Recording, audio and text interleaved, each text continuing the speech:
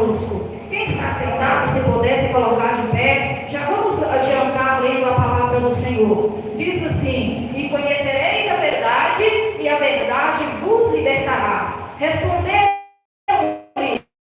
somos descendência de Abraão, e nunca servimos a ninguém. Como dizes, sereis livres? Respondeu-lhe Jesus: em verdade vos digo, que todo aquele que comete o pecado é servo do pecado. Ora, o servo não fica para sempre em casa, o filho fica para sempre. Sim, pois o filho vos libertar, verdadeiramente sereis livres. Levanta a tua mão e fala comigo: o Senhor é o meu pastor e nada me faltará. Assenta, desocupa tua mão e dá uma rajada de palma e glória a Deus. Bem alegre para Jesus, aleluia. Seja o nome do Senhor. Meus irmãos, aproveitando o título dessa palavra que disse, o título dessa campanha que disse libertos para ser livre, eu quero aproveitar para anunciar a Cristo e também anunciar o Calvário. Porque hoje, meus irmãos, nós temos o direito de receber a salvação, a libertação dos nossos pecados, é porque Jesus um dia se entregou na cruz do Calvário.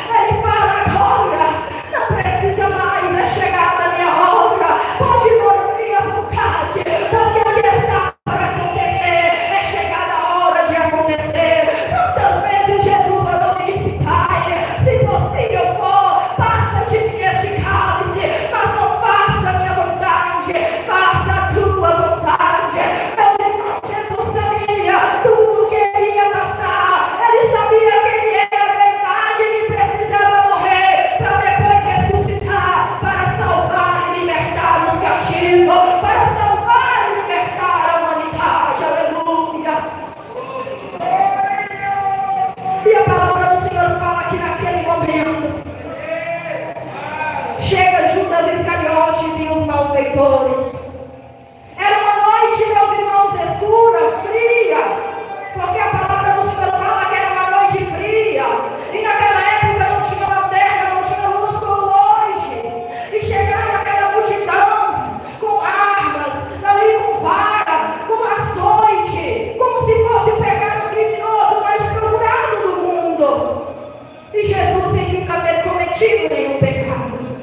E quando ele chega, Judas masca e pressa, vai todo disfarçado e cumprimenta Jesus. Rabi, Rabi, que quer dizer mestre, mestre, e beija Jesus, aleluia. Mas antes, meus irmãos, quando Jesus vê aquele povo, ele já fala: quem buscais?